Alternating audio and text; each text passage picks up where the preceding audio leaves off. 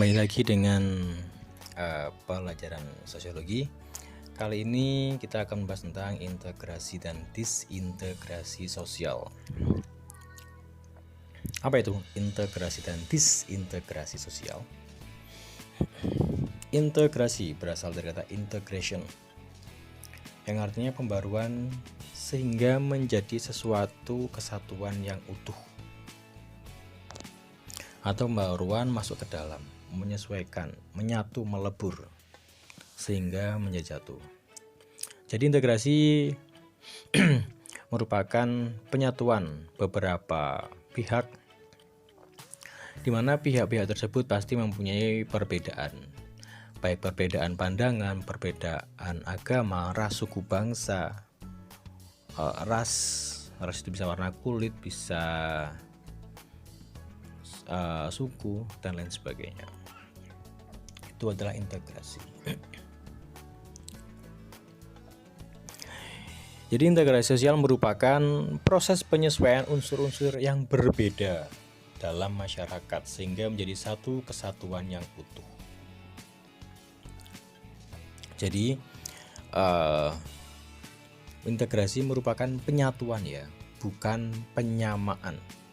Walaupun di dalamnya terdapat perbedaan, mereka disatukan, bukan disamakan. Apa saja hal-hal yang disatukan tersebut? Kedudukan sosial, ras, etnik, agama, bahasa, kebiasaan, sistem nilai, norma. Itu dalam integrasi. Syarat terjadinya integrasi. Jadi syarat ini merupakan hal-hal yang harus dicapai agar sebuah integrasi bisa terwujud secara maksimal. 1. Anggota masyarakat merasa bahwa mereka berhasil saling mengisi kebutuhan-kebutuhan satu dengan yang lainnya. Adanya jual beli, adanya sekumpulan masyarakat yang mereka tidak bisa hidup sendiri pastikan. Jadi mereka membutuhkan orang lain. Ketika dalam suatu masyarakat tersebut sudah saling mengisi, itu akan mempermudah terjadinya integrasi. Telah dicapai konsensus bersama mengenai nilai-nilai dasar yang dijadikan acuan utama dalam kehidupan bermasyarakat, berbangsa, dan bernegara. Jadi sudah dicapai sebuah penyatuan nilai-nilai dasar seperti aturan-aturan dalam masyarakat yang sudah diterima oleh semua masyarakat, semua anggota masyarakat. Konsensus itu seperti itu. Jadi nilai-nilai itu bisa berupa aturan, norma, kebiasaan, di mana aturan-aturan tersebut, norma-norma tersebut bisa diterima oleh masyarakat. Itu akan lebih memperdalam terjadinya integrasi. Yang ketiga, nilai dan norma dasar tersebut telah hidup dan berkembang cukup lama dan konsisten serta tidak berubah-ubah. Yang keempat, masing-masing individu atau kelompok sosial yang berbeda-beda mau dan mampu mengendalikan diri dan saling menyesuaikan diri satu sama lain. Adanya perbedaan, adanya ketidaksamaan, ketidakmerataan dalam masyarakat. Ketika masyarakat tersebut mau dan mampu mengendalikan diri, adanya penyesuaian. Ini akan memperkuat terjadinya integrasi. Seperti contohnya, ketika dalam masyarakat pastikan ada yang mempunyai ekonomi yang tinggi dan ekonomi yang rendah. Ketika orang dengan ekonomi yang tinggi mereka tidak mau mengendalikan dirinya. Contohnya selalu menghambur-hamburkan uang di hadapan orang-orang yang mempunyai ekonomi yang rendah. Di situ pasti akan muncul sebuah konflik, muncul sebuah ketidaksukaan dari orang yang mempunyai ekonomi yang rendah. dan hal tersebut bisa mengancam sebuah integrasi. Yang kelima, selalu menempatkan persatuan dan kesatuan serta kepentingan untuk keselamatan bangsa dan negara di atas kepentingan pribadi atau golongan. Ketika dalam sebuah musyawarah rapat seumpama banyak terjadi perbedaan pendapat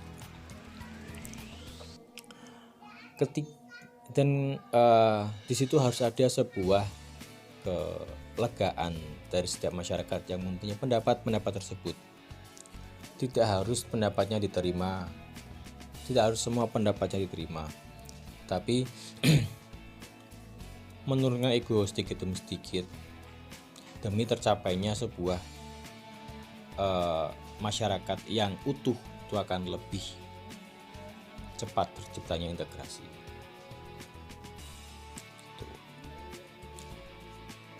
Masing-masing pihak merasa memajukan pergaulan yang komunikatif dan akomodatif demi mewujudkan persatuan dan kesatuan bangsa.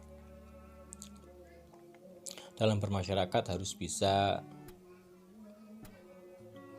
bertutur kata, berkomunikasi yang baik. Walaupun di situ banyak perbedaan, contohnya dalam satu lingkungan itu ada beberapa suku yang dimana suku-suku tersebut mempunyai cara berkomunikasi yang berbeda. Ada orang yang suku yang berbicara dengan nada yang keras terus, ada orang-orang dengan orang-orang yang kebiasaannya bertutur kata lembut. Ketika mereka tidak bisa menyesuaikan diri, ketika mereka tidak bisa menerima wujud dari sebuah kebiasaan orang lain, itu akan memunculkan sebuah disintegrasi. Seperti itu. Jadi itu keenam syarat dari integrasi. Yang selanjutnya merupakan cepat lambatnya integrasi itu terwujud. Jadi ini bukan sebuah syarat ya, tetapi ini akan memudahkan sebuah integrasi ini bisa tercipta dalam masyarakat, lebih memudahkan. Yang pertama, homogenitas. Walaupun integrasi itu merupakan penyatuan aspek-aspek yang berbeda dalam masyarakat, tetapi ketika dalam masyarakat tersebut semakin sedikit perbedaannya, maka akan semakin mudah terciptanya integrasi. Homogen itu kan satu ya, kalau heterogen banyak. Seperti itu. Yang kedua, besar kecilnya kelompok. Semakin besar jumlah orang, populasi dalam sebuah masyarakat, akan semakin banyak perbedaan pastinya. Entah perbedaan suku, perbedaan kebiasaan, perbedaan pendapat. Semakin banyak perbedaan tersebut akan lebih susah untuk terciptanya sebuah integrasi. Jadi semakin kecil kelompoknya, maka akan semakin sedikit adanya perbedaan tersebut, maka akan lebih mudah untuk menciptakan integrasi. Walaupun tidak selamanya seperti itu, tapi harusnya semakin kecil sebuah kelompok akan semakin mudah untuk terciptanya integrasi. Yang ketiga, mobilitas geografis. Mobilitas itu kan perpindahan orang dalam antar suatu wilayah. Jadi seumpama dalam suatu kampung itu banyak orang yang keluar masuk di kampung itu, maka akan semakin banyak sebuah perbedaan, sebuah ketidaksamaan yang masuk dan keluar dari suatu masyarakat itu. Maka semakin banyak orang yang masuk keluar akan semakin lama terciptanya integrasi. Begitu juga sebaliknya. Dalam suatu kampung yang di situ jarang ada orang yang keluar masuk, jadi istilahnya keluar masuk di sini bukan berarti orang tersebut tetap di situ ya. Keluar masuk di sini merupakan contohnya orang yang sering menetap di situ atau tidaknya. Kalau mereka pergi kembali karena urusan pekerjaan seumpama, itu bukan termasuk di sini. Yang dimaksud mobilitas seperti ini adalah mobilitas yang adanya orang lain masuk terus kemudian berpindah lagi tempat tinggalnya, seperti itu. Efektivitas komunikasi. Tadi, semakin efektif komunikasi yang ada dalam masyarakat, maka akan semakin mudah terciptanya integrasi. Efektif itu bukan berarti mereka sama semua ya. Karena Indonesia kan ada bahasa persatuan, bahasa Indonesia kan. Walaupun di suatu kampung terdiri banyak dari suku bangsa, tetapi ketika mereka sering menggunakan bahasa persatuan, bahasa Indonesia, mereka bukan berarti mereka meninggalkan bahasa sukunya, bahasa kebiasaan mereka, bukan. Tapi ketika berkomunikasi dengan orang yang berbeda suku, mereka harus menggunakan bahasa Indonesia, bahasa persatuan. Bukan harus ya, tetapi lebih baik. Karena itu akan menciptakan sebuah efek komunikasi yang efektif. Maka akan semakin cepat terjadinya integrasi. Itu. Ini merupakan hasil dari sebuah integrasi. Integrasi berdasarkan hasilnya. Ada asimilasi dan akulturasi. Asimilasi, penggabungan dua kebudayaan yang hasilnya menghilangkan budaya aslinya. Hasil dari integrasi ini menghasilkan budaya baru yang diterima oleh semua kelompok dalam lingkungan masyarakat tersebut. Jadi seumpama ada dua kebudayaan yang bersatu, kemudian budaya dari masing-masing asal budaya tersebut hilang menjadi satu budaya baru. Itu asimilasi. Berbeda dengan akulturasi. Kalau akulturasi, penggunaan dua atau lebih kebudayaan tanpa menghilangkan ciri khas dari kebudayaan asli di lingkungan tersebut. Contohnya kebudayaan kebudayaan Cina, sama kebudayaan Cina yang masuk ke Indonesia, seperti bakpao itu kan, itu awalnya dari Cina. Bakpao yang berasal dari Cina kebanyakan isinya merupakan daging yang orang Cina kebanyakan konsumsi, daging babi.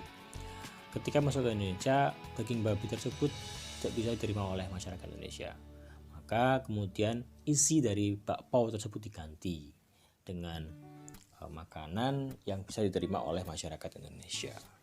Bakpaonya asalnya tidak hilang, tapi bergabung dengan kebudayaan yang ada di Indonesia menjadi sebuah bakpao yang diterima oleh masyarakat Indonesia. Seperti itu.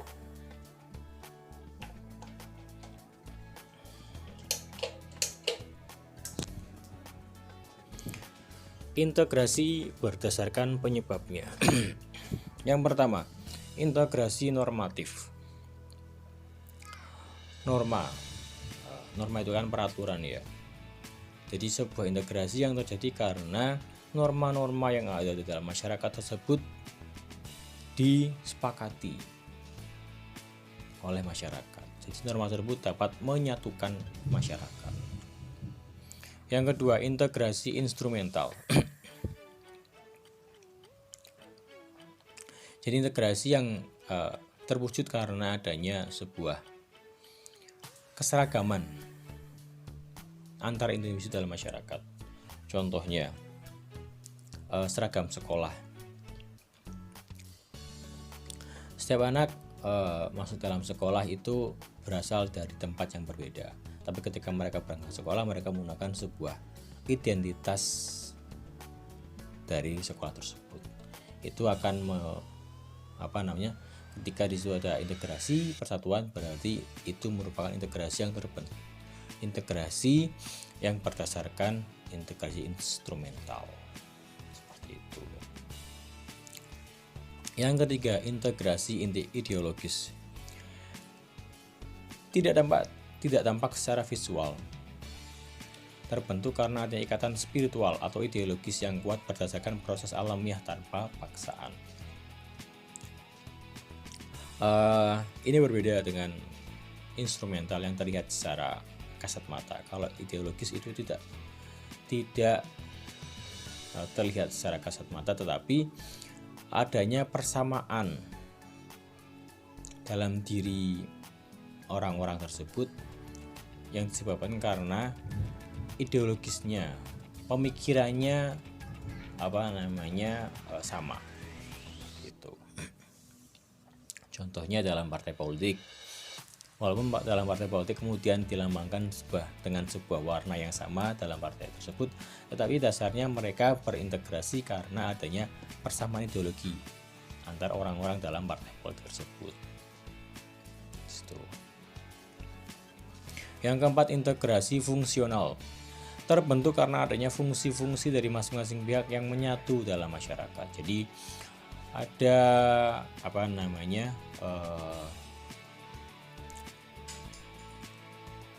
fungsi-fungsi yang dilakukan oleh masyarakat yang kemudian itu fungsi tersebut berjalan dengan baik, kemudian mengakibatkan integrasi bisa terwujud. Contohnya dalam sebuah kelurahan, ketika lurah tersebut bisa menjalankan fungsinya dengan baik, terus ulama-ulama di masyarakat tersebut juga menjalankan tugasnya dengan baik, terus Pak RT di situ melaksanakan tugas juga dengan baik. Ketika di situ kemudian tercipta integrasi, maka itu disebut sebagai integrasi fungsional.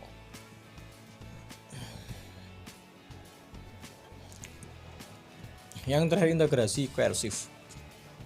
Koersif ini merupakan sebuah integrasi yang terbentuk karena adanya pengaruh penguasa. Jadi dipaksa oleh penguasa biasanya. Contohnya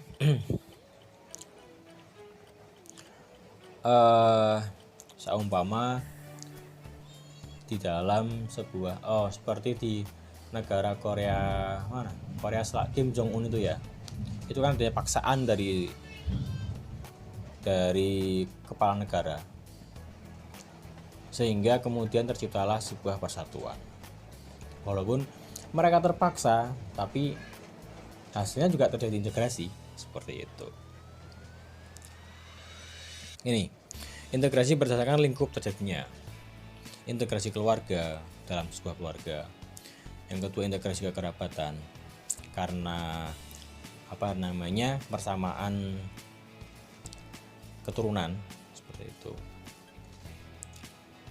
Integrasi asosiasi merupakan integrasi yang tercapai ketika tujuan, minat dan kegemaran, kepentingan yang sama dari anggota masyarakat tersebut. Contohnya terwujudnya klub motor, gitu kan.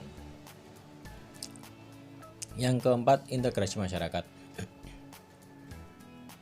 Jadi ketika dalam sebuah masyarakat orang-orang di situ menaati sebuah tata aturan adat, maka muncullah sebuah perasaan kesatuan dalam masyarakat. Tuh. Integrasi suku bangsa. Suku bangsa merupakan golongan sosial yang berbeda, yang mempunyai ciri-ciri dasar dan umum berkaitan dengan asal-usul dan tempat asal kebudayaan. Cakupannya lebih kecil ya kalau suku bangsa. Jadi golongan sosial yang berbeda. Yang terakhir merupakan integrasi bangsa. Nah ini yang di antara semuanya yang paling sulit pasti integrasi bangsa, karena jumlahnya banyak. Bangsa itu kan manusia pasti heterogen sekali, beragam sifatnya, keinginannya, tujuannya juga berbeda. Tapi mereka menempati sebuah wilayah tertentu seperti Indonesia. Proses integrasi sosial. Yang pertama adalah akomodasi. Adanya sebuah anggota kelompok yang saling menyesuaikan diri. Ini proses yang pertama. Yang kedua, munculnya kerjasama. Setelah mereka menyesuaikan diri, mereka bersama-sama untuk mencapai tujuan bersama, bekerja bersama, gitu kan. Nah, setelah bekerja sama, muncullah koordinasi. Koordinasi ini ada sebuah pengaturan dari sebuah koordinator di sini berarti kan, untuk mencapai keseimbangan, keselarasan. Dan yang terakhir, terciptalah pemahaman bersama, sehingga di antara kelompok dapat menyesuaikan diri. Sedangkan disintegrasi merupakan proses sosial terpecahnya suatu kelompok sosial menjadi beberapa unit sosial yang terpisah satu sama lain. Hilangnya keharmonisan,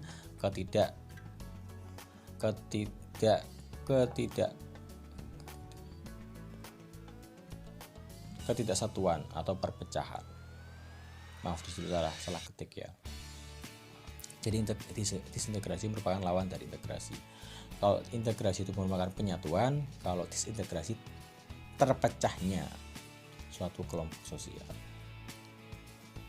Oke, untuk yang bab integrasi, disintegrasi, dan reintegrasi sosial, yang selanjutnya adalah upaya untuk menuju integrasi sosial.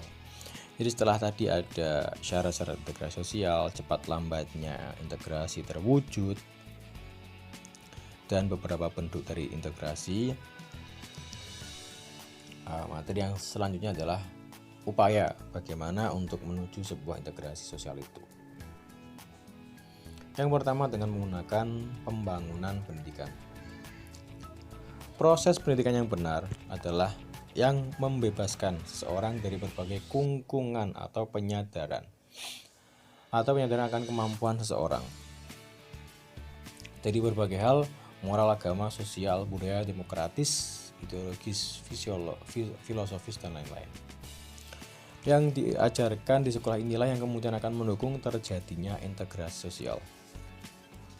Ya, sebuah pendidikan yang baik ini harusnya menjadi modal dalam mewujudkan sebuah integrasi, karena dalam sebuah pendidikan yang benar akan memberikan masyarakat untuk lebih peka terhadap lingkungan sekitarnya,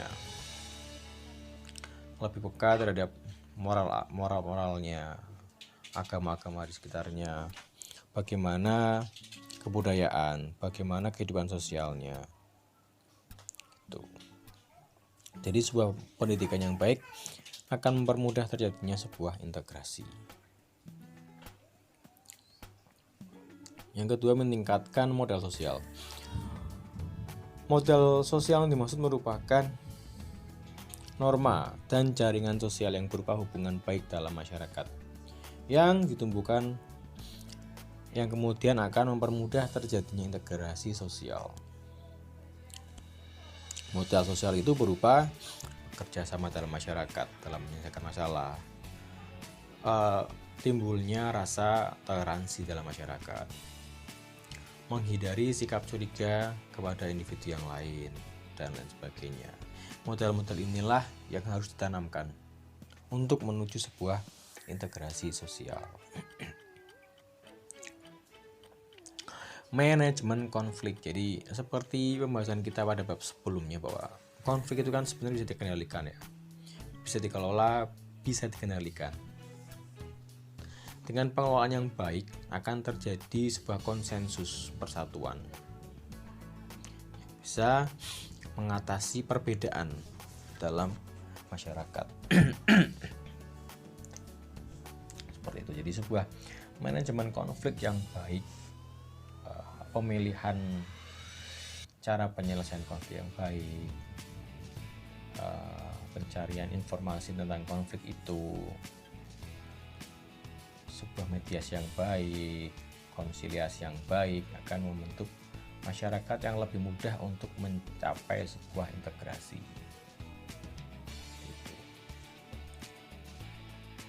Strategi kebijakan publik. Kebijakan publik itu sebuah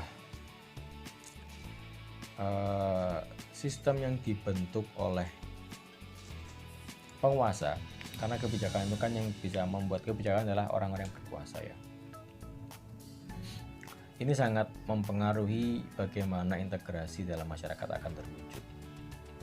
Kebijakan publik yang berdaya guna, yang efektif dan efisien.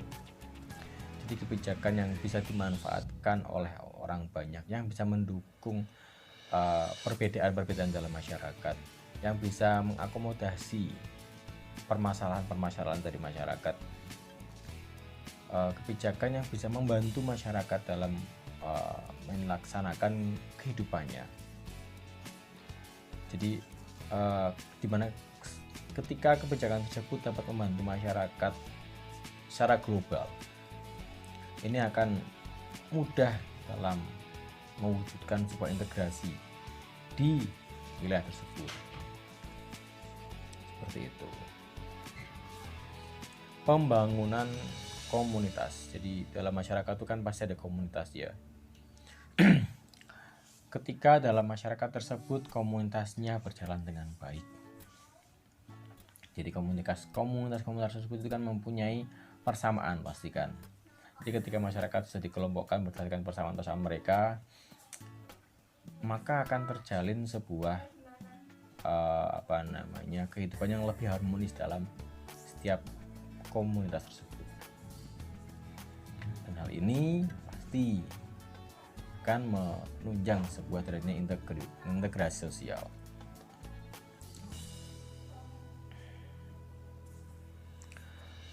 Pemberdayaan dalam pekerjaan sosial. Pekerjaan sosial itu kan bisa dalam pendidikan, kebencanaan, kesehatan.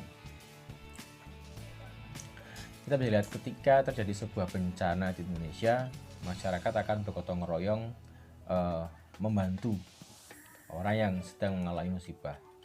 Ketika kemarin di Pekalongan sebagian besar ya, bukan sebagian besar, banyak wilayah di Pekalongan yang mengalami banjir, banyak sekali pekerjaan sosial ini muncul di masyarakat. Ketika semakin banyak dimunculkannya wadah-wadah dalam pekerjaan sosial ini akan semakin mempertajam terjadinya integrasi. Karena apa? Masyarakat yang sudah bekerja sosial mereka akan menghilangkan perbedaan dari yang di bawahnya. Mereka membantu siapapun yang akan dibantu. Kadang yang dibantu itu secara ekonomi sebenarnya mereka lebih tinggi daripada yang membantu. Tapi karena pada saat itu orang yang ekonominya lebih tinggi itu mereka butuh karena keterbatasan saat menghadapi bencana, dan ekonomi yang lebih rendah itu mereka tidak mengalami bencana, maka ini akan semakin mempermudah terjadinya integrasi. Seperti itu ya. Contohnya sama dalam ketika terjadi bencana, di situ banyak orang-orang yang pejabat sama yang sedang kebetulan mereka tinggal di daerah yang bencana tersebut. Yang membantu adalah orang yang ekonominya biasa-biasa saja. Mereka pasti akan merasa sangat mulia, karena walaupun mereka orang secara ekonomi lebih di bawah dia, mereka bisa membantu orang yang lebih tinggi itu. Seperti itu. Yang terakhir adalah demokratisasi. Jadi demokrasi itu sebenarnya secara napak tilasnya dalam sejarahnya memiliki fungsi yang lebih baik dalam pengelolaan damai dalam konflik dibandingkan dengan sistem-sistem yang lain, liberal, komunis dan lain sebagainya. Demokrasi dianggap lebih baik karena merangkul semua siapapun yang memiliki perbedaan, bermusyawarah untuk menyelesaikan masalah, musyawarah untuk mufakat. Ciri-ciri demokrasi kan seperti itu kan, adanya musyawarah, adanya diskusi untuk memecahkan suatu masalah.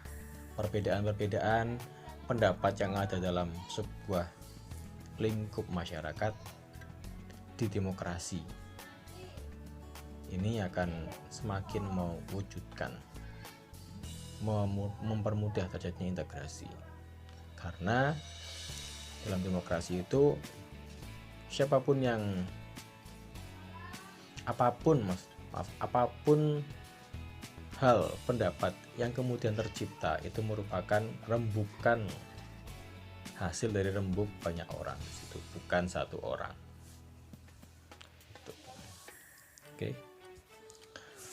Oke, cukup untuk materi kali ini. Terima kasih. Tetap di rumah saja, belajar dari rumah. Semoga pandemi ini segera berlalu. Assalamualaikum warahmatullahi wabarakatuh.